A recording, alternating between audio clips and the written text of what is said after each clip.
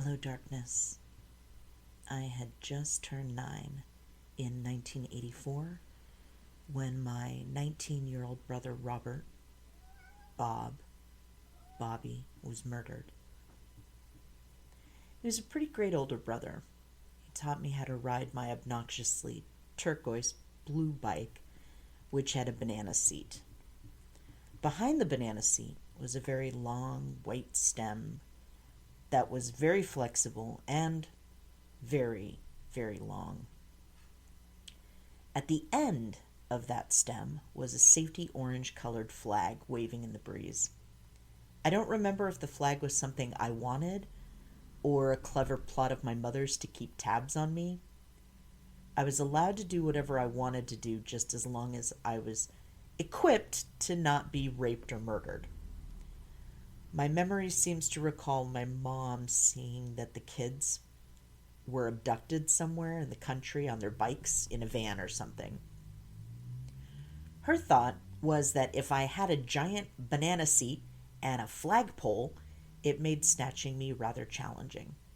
She did remind me as early as I can remember that the benefit of being small is that you're closer to a person's crotch. If someone dares to try to grab you, just aim right at their crotch with everything you've got. My brother would also play little people with me in my mom's flower beds. When I was a kid, the Fisher Price sets were sort of wood. The little people were a bit round and all roughly about the same size, so that they fit into these little play sets and cars, similar to Lego, only much larger than Legos. Possibly more difficult to swallow for kids. I remember when I was 6 years old, we watched Mount St. Helens erupt from our backyard in Oregon. It was incredible.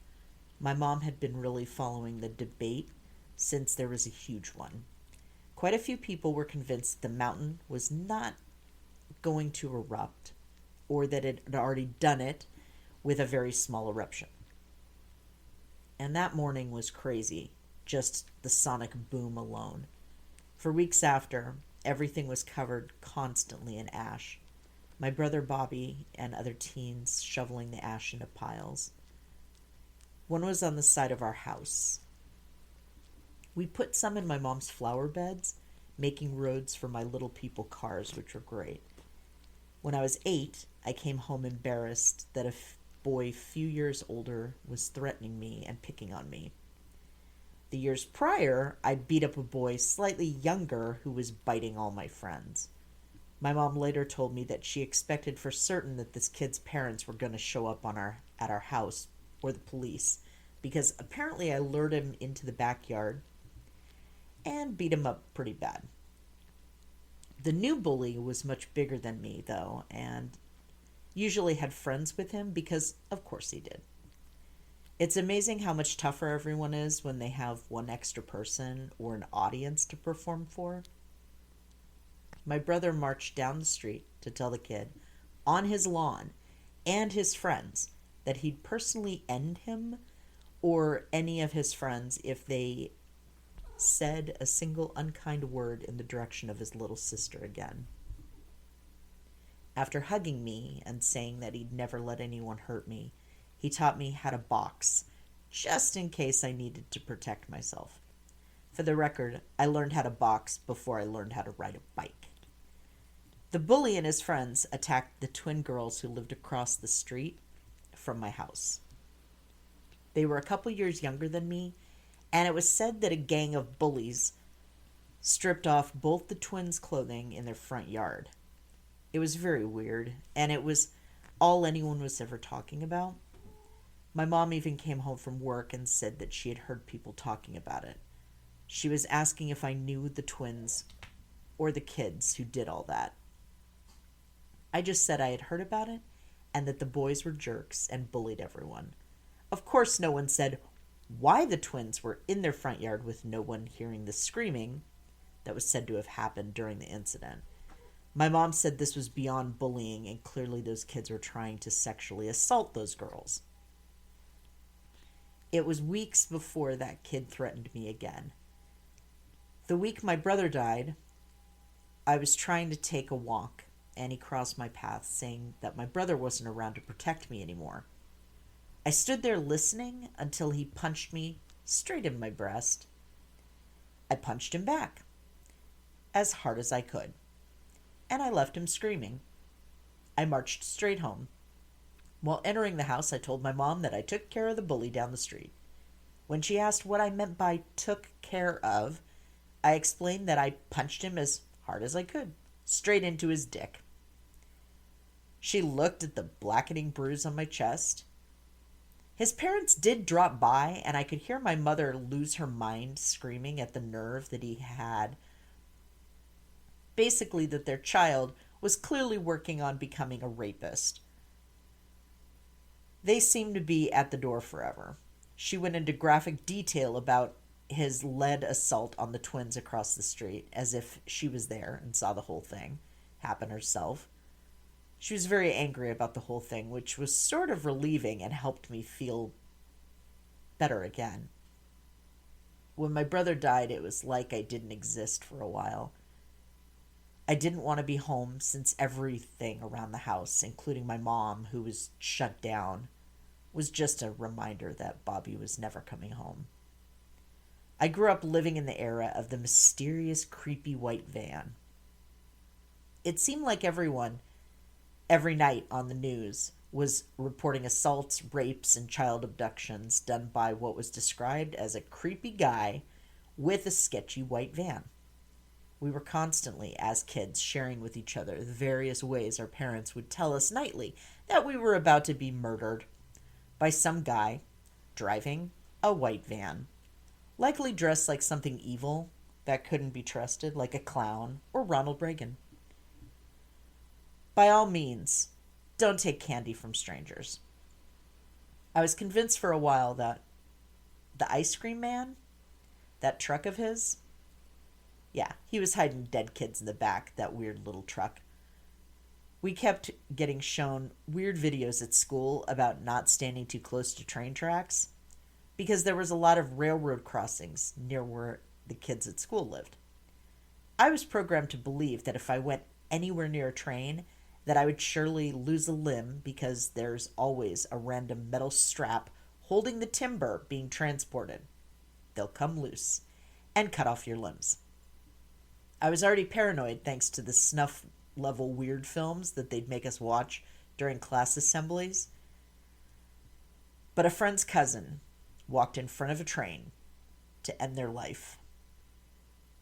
A small group of us that overheard what really happened to my friend's family member were even more freaked out when the movie Stand By Me came out.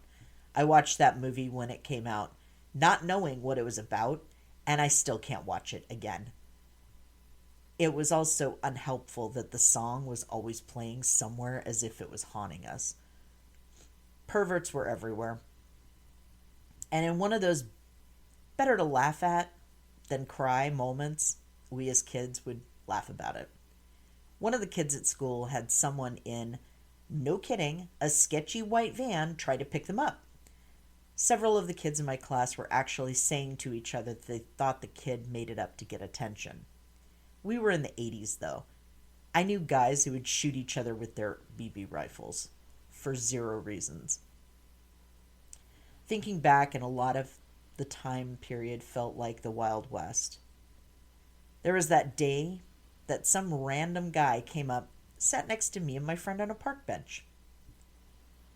We would go on long walks to other schools and parks all the time, just taking a break, watching sports happening in the park. A few minutes later, he sat down next to her. She suddenly grabbed my arm and indicated I should look over her. When I looked past her, I saw that he's got his junk out and was very aggressively masturbating.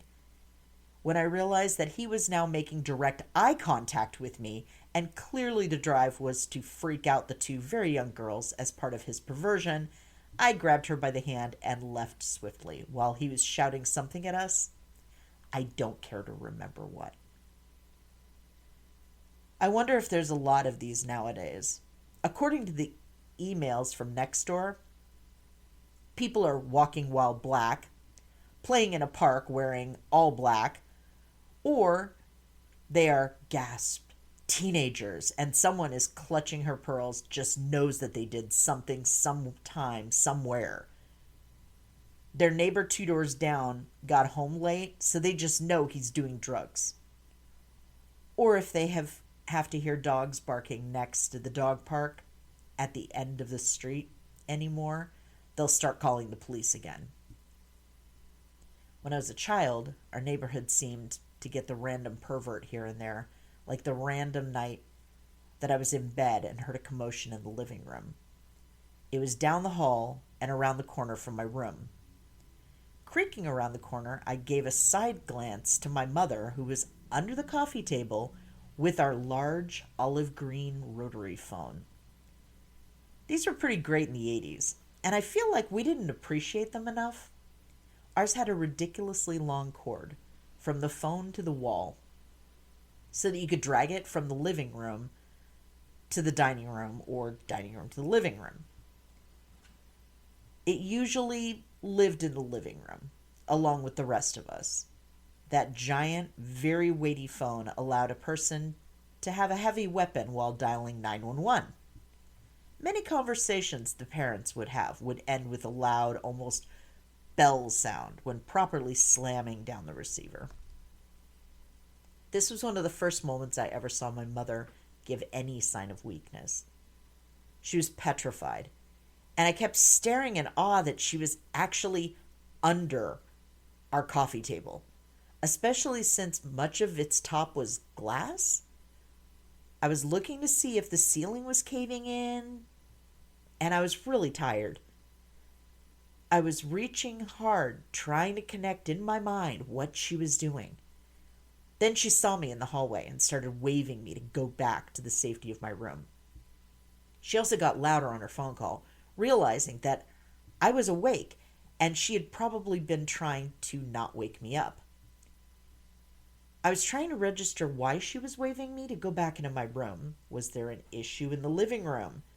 So, of course, I walked further into the living room.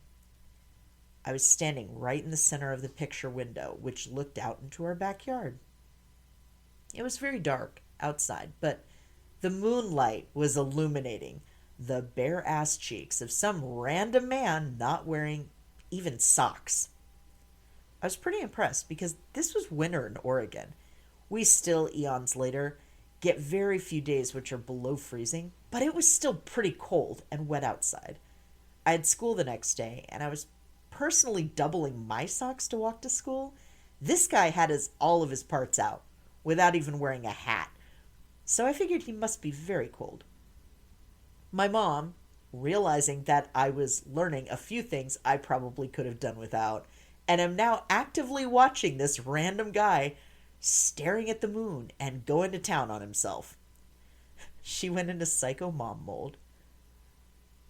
She almost leapt from under the coffee table. Now she was going to war to protect her child from the backyard pervert. While still holding the rotary phone, she rushed past the dining room to the sliding glass door at the back of our house, immediately yelling for him to get out of our yard. The guy seemed very happy that my mother was speaking to him. I was frozen, still against the far living room wall, staring out the huge back window. He turned towards my mom, smiling brightly while stroking himself vigorously. When he said to my mom, "Look at me," she screamed, slammed the door shut, and as if on cue, a flood of police officers entered our backyard with their flashlights, all aimed at him. No judgment at all to my parents. They let me stay up really late. A lot. And we'd watch Saturday Night Live. And Benny Hill. The shows with a lot of humor not considered appropriate for kids, I was allowed to watch just about anything, really. My mom wasn't into horror movies, but she loved science fiction, so I grew up watching stuff like Alien. She was very against me watching things like Flashdance and tore into a friend's mom when she learned that I'd watched it at a slumber party. Her issue with it was that it was glorifying being a stripper. My mom had zero issues with sex workers, but she felt that the narrative was deceptive for a child. She really wasn't wrong since Alex, aka Jennifer Beals, is this amazing dancer who's a welder and a stripper, supports herself and her dog in this crazy cool warehouse loft. It does have a bit about the bad club where the girls get completely naked and addicted to drugs, but the better club, they would do actual dancing wearing cool clothes and only strip down to their underwear. I really didn't care what her job was. I was there for cool dancing and the soundtrack. I could have watched Satan's Cheerleaders or just about anything as long as the women were empowered and did not have a message to try to land a man to support you. But cheeky humor was always on the table, and we watched Benny Hill Show every time it was on. Watch one episode on YouTube and you'll appreciate the show. The iconic ending to every episode, always with Benny Hill, was dressed in his punchline costume each week as like a grandmother, French maid, uniform of some kind. Many times a policeman. I have a memory of him dressed as a pirate, but that might not be real. He'd always be on the run, trying to escape from numerous women and men in various cheeky states of undress, also in drag or uniforms. Maybe a few British police officers wearing the uniforms up top and heels and garter belts down below. And for full effect, the ending would speed up their running back and forth across the screen frantically, set to Boots Randolph's hit song, Yakety Sax. Each week's crescendo finish was what everyone was waiting for after being set up during the whole episode. When the police joined the backyard party, I could hear Boots Randolph's Yakety Sax in my head. It got louder and louder because the weather took a turn, as it usually does in Oregon, when you step out thinking that it's a clear night, and it started pouring, making all the cops slide, some fall. The naked guy, who did not disappoint or lose an ounce of enthusiasm, was still masturbating while leading what looked like a pretty ridiculous amount of police back and forth across my yard. There were pretty high fences on both sides of the backyard, so they were doing circles for what seemed like forever. My mom kept begging me to please stop watching this mess and go to bed. Are you kidding? This is gold medal TV right here. I was only missing popcorn. The next day, she chose to drive me to school. And the whole drive, she was asking over and over again, please tell no one what happened. It had seemed like just a few minutes ago. And in reality, it was just a few hours before. My parents were convinced that Child Protective Services were in a van at the end of every neighborhood street, just waiting to hear about some weirdness, like a rando, enthusiastically masturbating guy, so they could come take your kids away, since it must be your fault. We never spoke of that night again. I think I tried to bring it up at a gathering at our house to my parents' friends. My mom shut that down really fast. As a teenager, the random perverts that I'd encounter were mostly the ones in downtown Portland. They'd wear trench coats to the bus mall. It was this section, right at the heart of downtown, along the two streets which went opposite directions, to head to the other side of Portland over the Willamette River or through the West Hills towards the southwest suburbs. The flashers were pretty lame, though, versus half the police department chasing some naked fella through my backyard. It sounds a bit odd to say this, but I didn't get as much of a pervert gaze as a kid. I actually developed pretty young, so I was an hourglass figure with actual TNA. Friends assumed that I had to deal with sleazy older men, but no, because I couldn't hide my curves. With all the terrible daily feed of people having engaged in large volume of child porn and sex trafficking children. I'm also seeing a lot more people coming out and stating that no wonder we were fed a barrage of impossible beauty standards, because clearly these people were attracted to young children who were not developed. A meme online I came across recently stated, "It's really weird thinking about how I grew up as a kid who didn't fit the beauty standards of Abercrombie and Fitch, Hollister, and Victoria's Secret, and hated myself and my body. I felt so ugly and spent years dealing with the fallout of never feeling like I was beautiful, only to suddenly be confronted with the fact that it was all run and designed by a bunch of pedophiles." My mom was even more protective of me after my brother Bobby died. Well, eventually she was. Months after. I grew up with a lot of death, and I've had quite a few friends ask me questions, usually trying to navigate their own grief. I start by giving them permission to be mad about it. Many times I'd find myself almost wanting to hit people, because people are even more exhausting to talk to when you've lost someone close to you.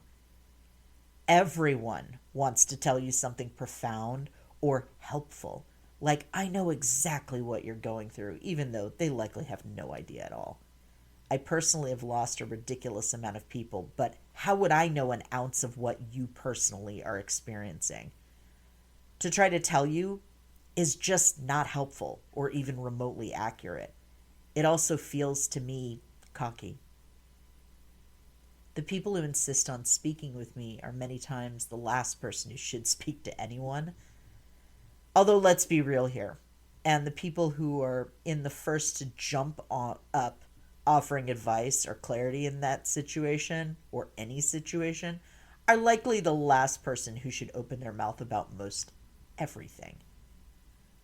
Hearing people come to tell my mother that her 19-year-old son was probably in a better place.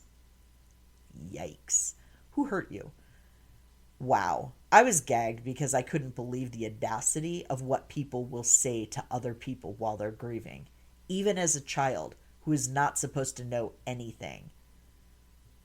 I think people who don't get punched in the face more often, it's probably because the person listening to the idiocy that they just said is so broken that they lack the energy to even process it, let alone react.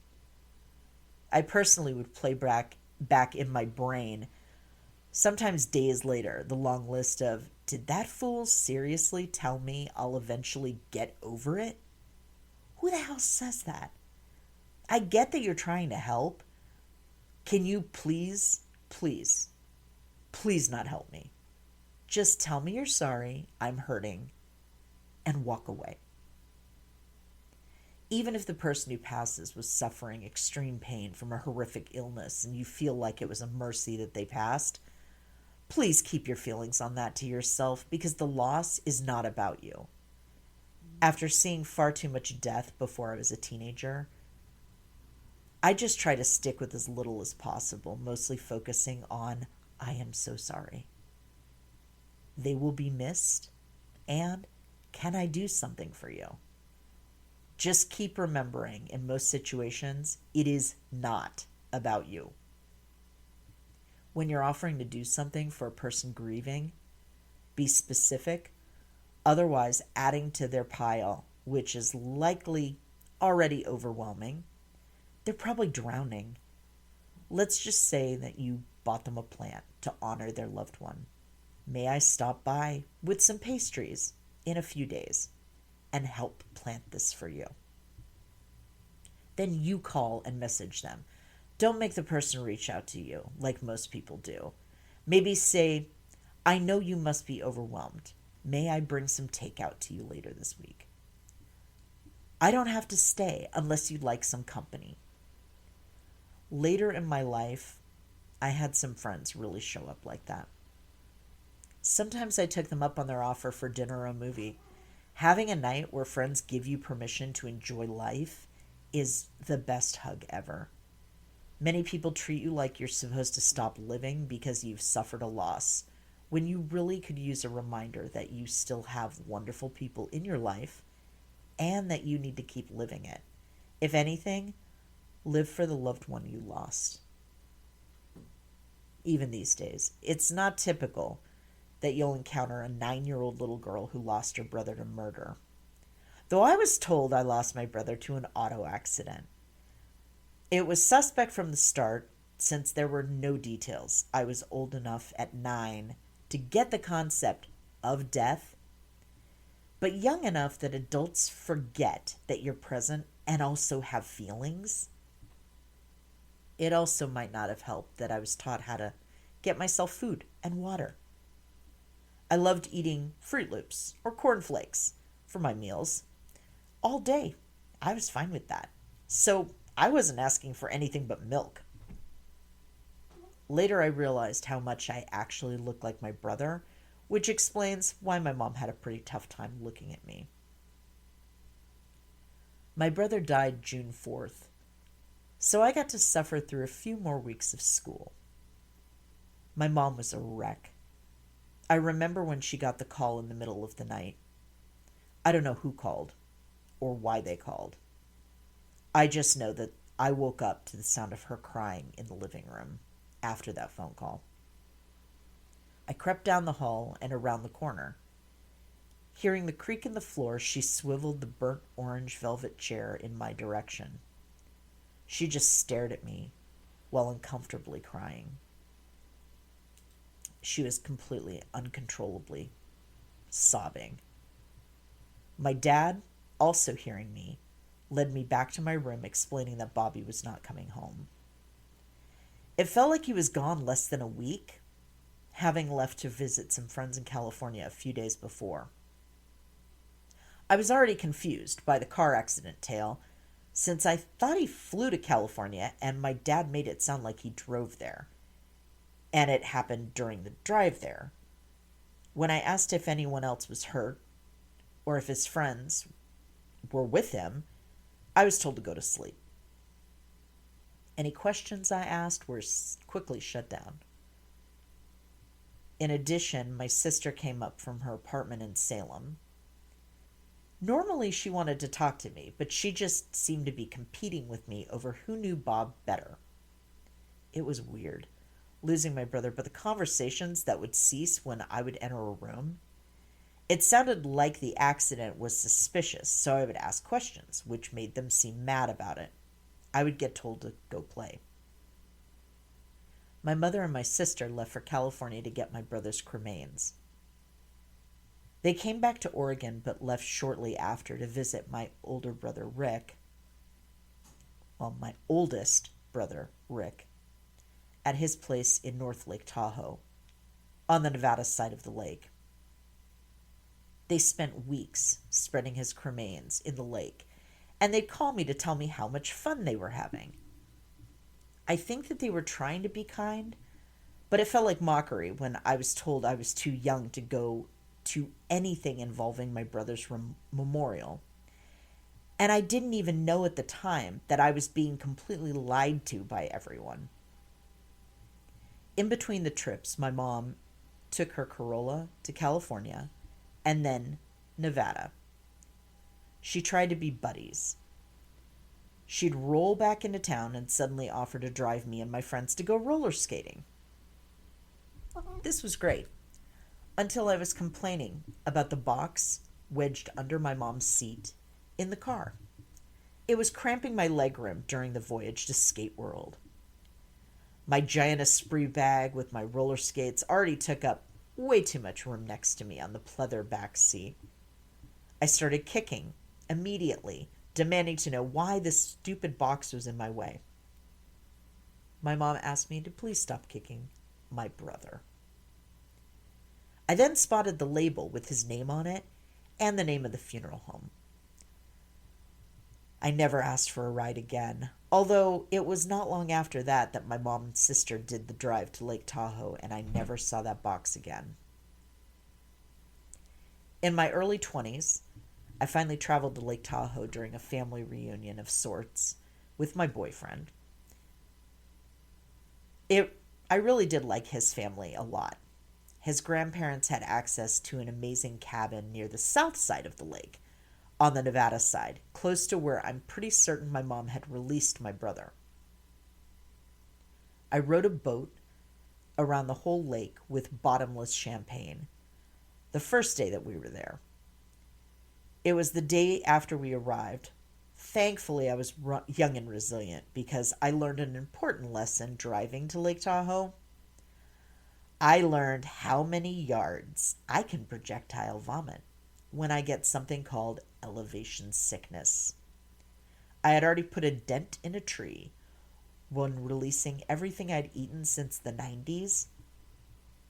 But then my boyfriend's older brother just had to show us the cabins that a few of them were staying in.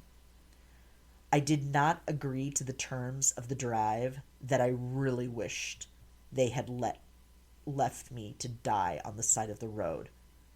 Lake Tahoe does not hold its heat. So I went from being uncomfortably warm to being locked in a fridge. Either way, the air was just not moving. When I asked his brother for a window crack, I was refused due to the cold outside.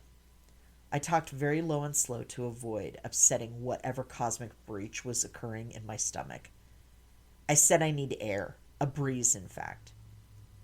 Friends, when a person suggests that they could use a breeze, I feel no one will ever mean from a heater. But that's exactly what he turned on at full blast. And to make it even better, he angled every vent towards my face. As if to completely seal my fate, he added Metallica at tinnitus-inducing volume. When he finally skidded into the parking lot of these cabins, I slowly crawled out of the car. I can remember I felt far better when allowed to lose consciousness later that night. A day before our last day in Lake Tahoe, I managed to some time to myself while I was up to my waist in the cool water, never telling my boyfriend or his family that my brother had been added to the lake a decade prior and that this was my first opportunity to see him. I was on the family vacation, not my family, my boyfriend's family, but I did have a good time, and we were there with quite a few older and less agile family members. Our hike around the lake was basically stopping the van that we were in and looking out, because we were stopping by several casinos. Gambling's not really my thing. I did have a weird goal to drop a coin into each casino along their version of the strip. Me and my boyfriend did exactly that, and thanks to my winning a bunch and managing to keep his paws from losing more and more of my winnings, I had enough to get us dinner, drinks, and a few souvenirs at the last casino, which during that time was Planet Hollywood. I was driving and decided to make my boyfriend the designated drinker so that I could try a sip and move on to a Coke. My choice was the Terminator. We were laughing at the description, saying, "Hasta la vista, baby." My boyfriend drank the pink-colored pint glass that we watched the bartender create. He dropped it in seconds. It was worth the money just to watch that guy pouring it, because there had to have been 20 different bottles of booze that contributed to it. I will say that my ex saying he just felt the left side of his head go numb before ordering another will tell you why no one drives themselves in Lake Tahoe. When my mom came back from Nevada, she had some shore sand, which my brother Rick had put in a container for me. I treasured it until a random friend stole it out of my room. That makes me more mad as an adult than when I was experiencing it as a child. I also lost at some point the jars of Mount St. Helens ash that my brother had stored in our garage from when I was 6, and we had watched the eruption together. when I was so scared, but comforted knowing my brother was there to protect me. My brother died at the beginning of June, so I was still in school. A few hours after finding my mom crying in the living room, I had to walk myself to school. The teachers were as awkward and truly 80s as you can imagine. I've since seen several movies where a kid is hiding in the bathroom stall from the other kids. I did that a few times just for quiet. Some of the times I felt the most alone were when I was surrounded by other people. This was definitely one of those times. I was almost happy to not be home, though, because watching my mom cry like that was painful, and I just wanted to act normal, like nothing was wrong. I was in my homeroom class, sitting at my table in the far back. We did not have desks, but we had these large tables that they had arranged oddly so that we could sit around them, and that they were all mostly attached at weird angles so that all the kids were sort of together. Early years of elementary school felt more like craft projects versus learning. Everything seemed to involve elbow macaroni, like a hate crime. The teacher started talking when I realized she was using my name a lot. She said over and over that my brother has died and that everyone needed to be extra nice to me so that I would not feel alone. I was mortified as I started realizing that everyone was now staring at me like I was about to get up and start a dance routine or do something performative. I'd already wanted to be invisible, and now I wanted to jump under the table. A fun fact about death is that as a survivor, after losing someone close to you, people stare at you, waiting for you to drop or perform in some way for them. They wait for you, trying to figure out what to say or waiting for your lead. It really does feel performative, and I can tell you that there's no right or wrong way to grieve. Even more fun is people who act mad at you for being upset or going through it. Death, many times, brings out the worst behaviors in people because they're afraid. Like it's a disease that they might catch. Or how dare you affect them like that? Many people present anger without even realizing it. This is something that I learned at 9 years old, which is very confusing at 9 years old. People want details, so they ask questions that sound a bit like demands. I wanted a close friend. I mentioned a close friend passed away to another friend just last week. That person caught themselves because they were clearly embarrassed. I had barely said that my friend had passed when the friend blurted out, "What happened?" before the condolences or acknowledgement that I was greatly affected, which is why I had mentioned it at all, to state that I was having a pretty challenging week and perhaps I wasn't being myself. Dying's rough business for everyone involved.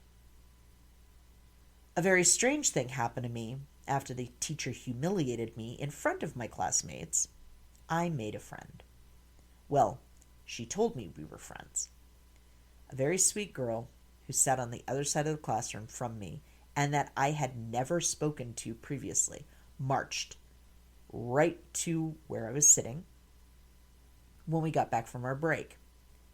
She stood at my side, shook my hand like she'd just sold me life insurance. The best were her words, declaring, "Hi, my name's Beth, and we're friends now." Spoiler alert, 40 years later, we're still friends. Conveniently, we learned that we lived a block away from each other, and this made my summer far better since I needed to not be home as often as possible that year. Her wonderful mom, who I also still love and adore, also introduced me to the best thing a kid could ever want, a casserole. With two parents checked out from parenting for a bit, including that their kid was eating, I really loved going over to their house for dinner nearly every night. Beth also had a waterbed, which we would set to hot springs temperatures, even with her flannel sheets. I loved recess. What kid doesn't? I was very good at double dutch, which is a pretty difficult jump roping in a group game. We had a sizable group, mostly ladies, who would jump through the whole recess, unless it was too wet outside and the covered area didn't have enough room for us. I also really liked wall ball. And although I was very short for my age, I was pretty great at it. At least I was in my mind. I remember even in my 20s, when quite a few friends joined adult dodgeball groups, they tried to get me to do it. I saw the red brick colored rubber balls, and I'd smile, remembering that I would play fiercely as often as I could, even bruising my wrists, just from serving the ball. But dodgeball wasn't my thing. Bravo to all you who kept fiercely dodging balls as adults, and a shout out to Rip Torn in the movie Dodgeball for giving us the sage advice that if you can dodge a wrench, you can dodge a ball. It belongs in the Hakugar, the way of the samurai. On the wall ball court, we'd get a bit aggressive. Getting hit when properly thrown, these balls were properly colored brick red. It did feel like a brick. Playing wall ball did not usually involve getting hit by the ball. I remember many times bruising my wrists pretty badly, which meant double dutch for recess for days at a time. A lot of the drama would happen near the wall ball court, though.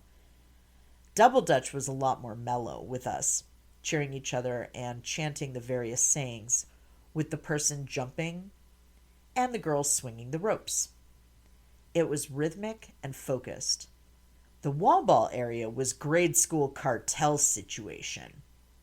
A nerdy kid once was talked to very sternly before being sent home because he was selling chalk dust, and telling everyone it was cocaine. Yes, we were hardcore street. The rumor was that Indian Hills Elementary was improperly put on an indigenous burial ground. So there were always the stories where someone saw a hole dug anywhere near the school and said that it was someone digging for bones. Children seemed to love an Indiana Jones moment. A few days after my brother died, I earned a pretty bad rep. I kept the reputation through most of my grade school career. It took years for me to have kids stop randomly mentioning how I taught a boy a few years older not to underestimate a girl he towered over. The day started with the normal ghosting I was getting by most of the kids in my class that I thought were my friends. I remember that I hid in the bathroom to cry for a bit. It was just awkward. Like, hey, so my brother died yesterday, like the teacher said. Read any good books lately? If I walked near anyone, they would scatter or get silent and stare at me. I remembered as a kid, we'd share things at random with each other. Like one of my friends would say that they learned to fold their tongue and would show us. Then another friend would say, "Did you know that you can do a lot of damage to a person with a wall ball?" The key to a good wall ball for a wall, for an actual match was a slightly deflated ball, giving the perfect weight and bounce. For dodgeball, they'd fill them a lot more since you were actively throwing them at each other, and the last thing you'd want to do is hurt the person that you were throwing the ball at. So you wanted it to bounce off.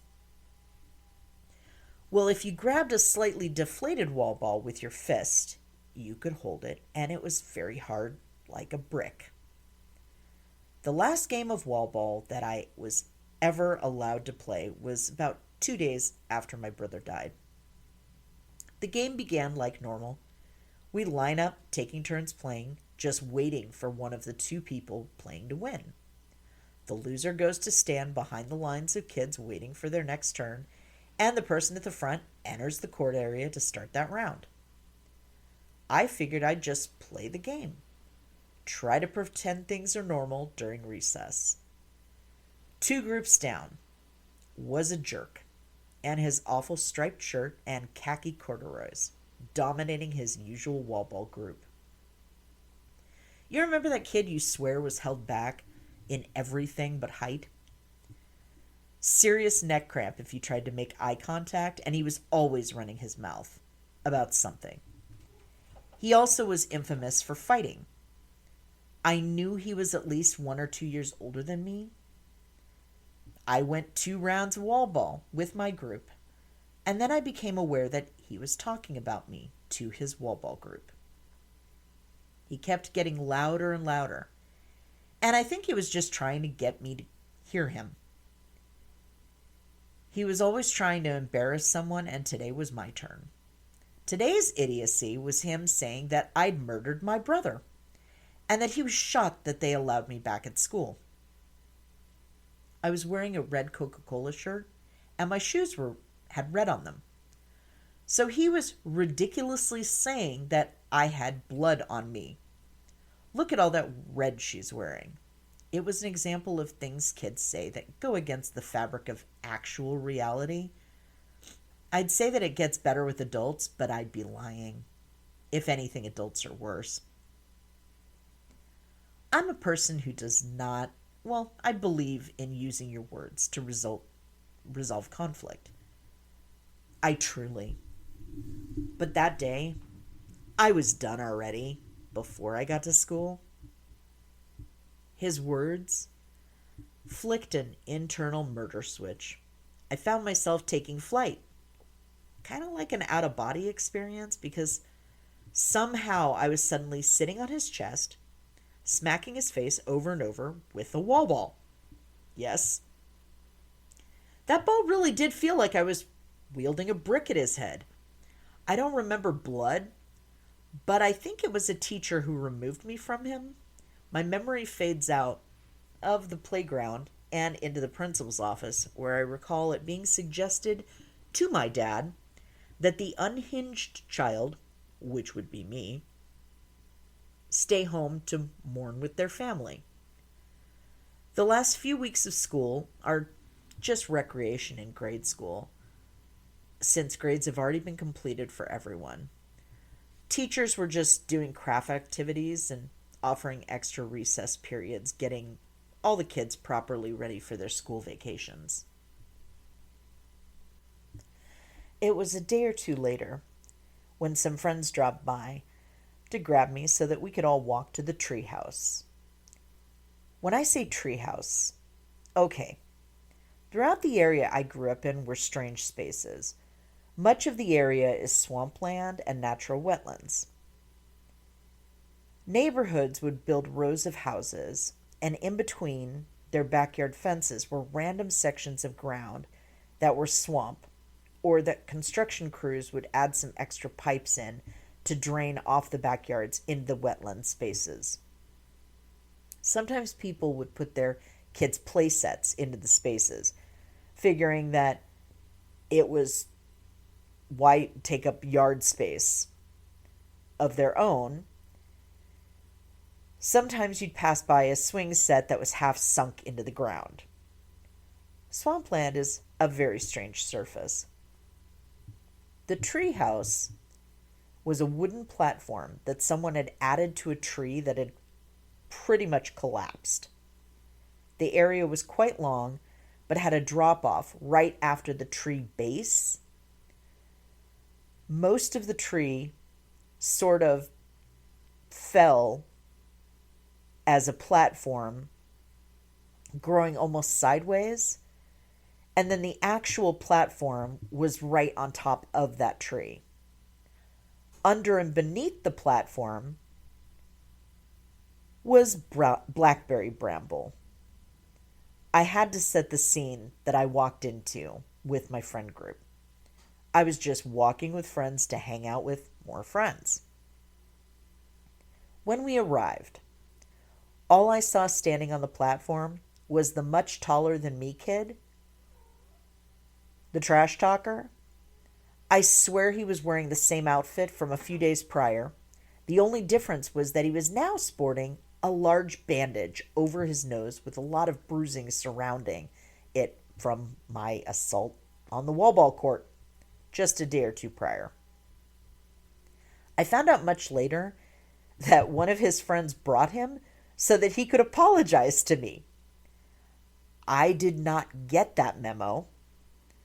And they might have based Martin Riggs from Lethal Weapon on me because in my 9-year-old logic, I was determined to dispatch that kid. I was holding him completely responsible as if he was the car that ran my brother over. I stopped in my tracks for a second after seeing him, and then I started running like I was a torpedo locking onto him. There was no plan, no thought at all. I feel like I was trying to run through him. When I hit him, we flew together until we landed into the center of the blackberry bramble. With those words, blackberry bramble, my skin feels it immediately. We didn't want to be anywhere near each other, but we were engulfed immediately, and the pile of blackberries was surrounding us. The more we struggled, the more it would dig in and wrap. And I lost track of which one of us was screaming louder, but after a bit, we just became silent and still. We were exhausted. I think we both just sniveled with our tears, and it took hours to cut us out of the mattress of pain. There were quite a few adults whose houses surrounded the tree houses who came out hearing the commotion. They were familiar with the kids grouping at the tree house, but our dual screams were new for them. I remembered hearing one of them ask stupid questions like, "Why did you do that?" As if we had made the decision to land on top of the bramble. They all were discussing concerns about cutting each branch tangle, since we were suspended pretty far off of anything resembling the ground, and if they cut too much under us, our weight would bring us down at a painful rate. When we were finally free, I limped home, and after showering the blood off, I later needed to confess a bit of what happened to my parents. I'm highly allergic to spiders, their webs, their hairs, and their bites. Blackberries are filled with spiders and their webs. I don't think I was bit, but most of my arms and legs were covered in cuts and then covered in spider webs. The cuts were aggravated enough without that irritant rubbed into them, but my skin was swelling pretty badly thanks to the allergy. So I got to spend a couple more hours in the ER with my parents. The next school year, I remembered that he and I looked at each other from across the schoolyard, maybe once on the first day without any emotion behind it. We nodded like we're not going to talk about this. We fought our fight. I do not recall ever talking to him before the entire thing happened or after the entire thing happened. What was there to say? You said some garbage 2 days after my brother died. I got upset, broke your nose, tried to break you as a person. We bled together and were forced to hug for hours. Let's move on. I don't remember him running his mouth after that. Friends have said to me that they don't like picking blackberries because they might get a cut or two, which makes me laugh. I still love blackberries. Another happening on the very first day of school the next year was being told that I was not allowed to play wall ball. Again. Yes, the little girl a few years younger and much shorter than the bully was ordered to quit that sport. They spoke to me like I was a troublemaker and a bully, to where I thought that they were joking, and as they continued to use words like violent and aggression. It's pretty funny since I'm a pretty peaceful person. I just did the childish, sure whatever, and stuck with double dutch as my go-to for recess, complaining what else could you grind up and sell as Coke on the wall ball court. My mom was pretty checked out and obsessed for quite a while. She traveled through California trying to question all my brother's friends, which I didn't understand. He was in an accident, so what did she need to talk to his friends for? She and my sister talked about bringing my brother's death to a show that first started in 1985 called Missing. Have you seen this person? Many of the episodes were murder cases versus missing persons, so the series eventually became Unsolved Mysteries. My sister and mom would talk about it, but then stop talking when I'd ask, what was unsolved about a car accident? I played dress up in my mom's closet all the time, by myself or with friends, sometimes by myself. She had a drawer full of really nice wigs, and we'd have a lot of fun. One day during one of the dress up sessions with my friend, I found a large manila envelope hidden under all the wigs. Of course, I opened it. I was 10 years old. This was officially the first time I was seeing any police case file. I felt like I was in an episode of Barnaby Jones. Between him and Perry Mason, I knew all about law in my 10-year-old child mind. I recognized my brother's name, but I didn't know what the terms mechanical asphyxia or ligature strangulation meant. I wandered over to the giant Webster Dictionary and the much more helpful books on anatomy and medical reference guide off my parents' office shelves. Both my parents read a ridiculous amount. One of the walls in their home office was covered in books up to the ceiling. There were also stacks of new ones all the time. As I tried to understand how Bobby's car accident had caused what the report said was neck compression, I was certain that he must have had a neck injury, but didn't understand why there was no mention of the car accident, and I kept looking through the report. A much smaller manila envelope fell into my lap. I had not seen my brother's face in almost a year. The first photos were of a field, a meadow with the sun, crisp, tall grass, and a clear blue sky. Flipping through each photo brought the photographer closer to a tree in the meadow. And as the photographer got closer, you could tell it was a very tall person.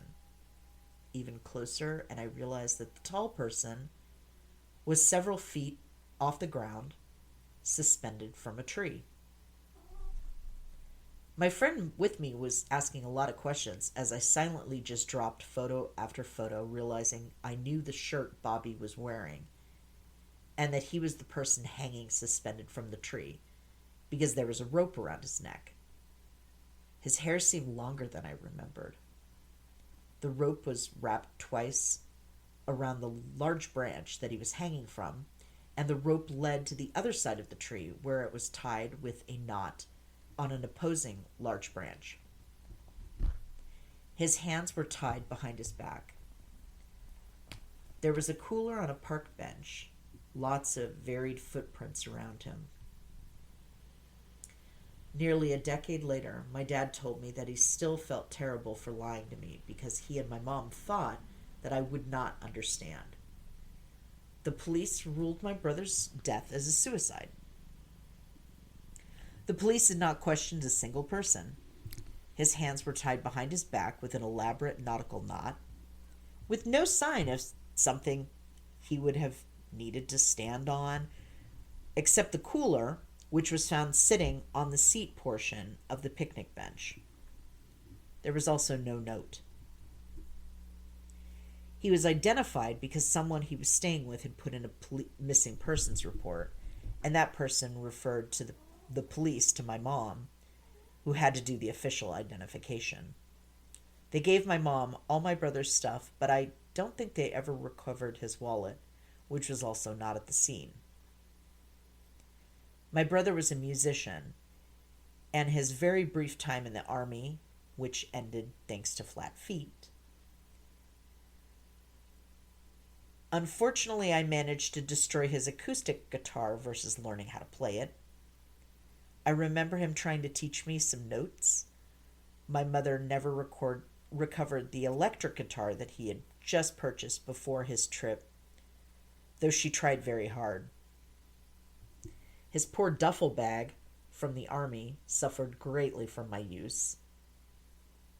When I went to outdoor school with it packed in the 6th grade, it was the topic of conversation among my classmates. I don't think my mom ever let go of her desire to solve his death. I think she learned to hide it. I was relieved when she seemed to stop obsessing about clues that she would find going through another round, trying to contact everyone who had come into contact with Bobby at any point. She had a drawer full of his random belongings she was convinced each meant something. In some way, it seemed like it was her way of holding on to him. I went from playing with dolls to never wanting to have a child. I admit I was really angry with my mom for quite a few years. I felt like I had to remind her that she had more than just Bobby. He was my best friend and spent more time with me than anyone, yet my sister would always make a point that she was closer to him. I felt very alone. People are always closer to somebody after they've died. I informed my parents that I was upset at their elaborate ruse about my brother's death with surgical skill. They had a room which was the home office. I mostly remembered the very tall shelving full of books. I described it before. My dad was fascinated with medical knowledge, so I grew up reading a lot of weird things. The great thing about being a kid is that your mind really is a sponge. I also had a real desire to be like my dad, who would answer Jeopardy questions from the kitchen while cooking dinner for us. As we would shout out, "No, really, how do you know that the Simbu skeleton tribe is from Papua New Guinea and that Thomas Newcomen invented the first practical atmospheric steam engine in 1712, which was enhanced with James Watts's condenser in 1765. As dinner was being served one fine evening, I brought the file clearly showing that there were no vehicles present in the field where my brother was found. It was my Sherlock Holmes moment. Around the same time period, I brought home a book report grade for review. I think my parents and their friends laughed for about 20 minutes solid. As a child of 10, I did a book report on The Black Death, a biological reappraisal, which delves into the argument that the bubonic plague was originally thought to have been spread by rats and fleas, because during that time period, the climate and ecology, it couldn't have supported it. Instead, the author proposed that it was caused by anthrax, as it can be airborne and spreads quickly, just like that plague had. I remember my sweet teacher's note, which said, "Wow, I thank you for your knowledge on this unique subject." My English teacher the next year was less amused when I moved into writing about the Salem witch trials, suggesting that a student my age might surely find more pleasure in reading fictional works. She made the mistake of bringing that up to my mother, suggesting that my parents were forcing me to read some pretty creepy material. My mom was known for telling off my teachers, and I was grateful that my parents were always on my side. My mom would usually counter what they would say, suggesting that she didn't understand why they were trying to bring me down to the level of other kids, since clearly I was more advanced reading level-wise. I remember during a parent-teacher conference, her shouting, "Of course she wrote a paper about serial killers." Later, in a private with me, she said, "So you seriously wrote a paper about serial killers?" Well, I guess you got into liking the weird stuff from me. Maybe you should go into forensics. And darkness, I need to pop up on my milk crate for a moment to state a complaint on behalf of me as a juvenile. Lessons taught in the 3rd grade included learning to write in perfect cursive while also playing the Oregon Trail game. My school didn't have the computers for the actual video game, so we had assigned groups and we'd roll dice and throw cards as to the fate of our wagon train every day to start class. I'm not sure what sociopath added the Oregon Trail to class lessons in Oregon, but our takeaway was that every choice you made during the torturous journey down the Oregon Trail led to dying of dysentery. I'm not joking when I tell you that slowly each member of our wagon would die. And this was after we lost most of our animals to drowning in different rivers or limbs due to accidents with the wagon. I seem to remember my team had half our food lost to improper storage, which also leads to, yes, you guessed it, dysentery. We had to eat our animals. I do not remember a single member of my wagon train, actually in the entire class's trains, actually living. I would like to point out that this is a classic example of things handed to us when we were not even teens. And then teachers would question me handing in book reports about plagues. When approaching, but not quite in junior high yet, I did my science report on alcoholism. I remembered overhearing someone else's mother commenting that at least I was writing about it versus becoming one. When I called my parents out on my brother's death, it was done with a lot of insane vocabulary, feeling that it would strengthen my argument. Instead, I imagine it likely made me sound completely deranged. I was using all new to me vocabulary. I very likely lacked the capacity to string the words together appropriately. If I could tell my class graphically that most of my team's wagon train was suffering from dysentery, then I could be told the truth about my brother. It was bad enough that my best friend died, but I really didn't like them acting like they were doing me a favor by lying to me. It felt like I was being treated like I was an idiot. That also became one of the very few ways to completely piss me off. After over 40 years, I wish I could remember what Bobby's voice sounded like, even though I do hear him. He's always been that feeling for me to go to no matter what. He always told me just to get past whatever it is holding you back. He taught me to ride my bike after I'd given up, convinced that I couldn't possibly do it. Nope, just get up and let's go. But it's getting dark out. So what? You won't have anything distracting you. You can do it. You just need to do it. And I did it. It's also one of the many reasons I know that he didn't take his own life. I don't need to know who did it. It took many years for me to replace the image in my head of my brother. I have so few photographs of him. In 1984, Polaroid cameras were starting to get popular, but the film was pretty expensive. I focused on erasing the image of my brother's police photos from my mind and replacing them with the picture my mom took of us right before my brother went on his trip that he told me that he'd be back from. My point is that I much prefer remembering my brother's face and not whoever took his life. That might even be worse than the crime scene photos, which will always be there deep down. I will conclude my entry into the darkness, just reminding myself to be good or be good at it.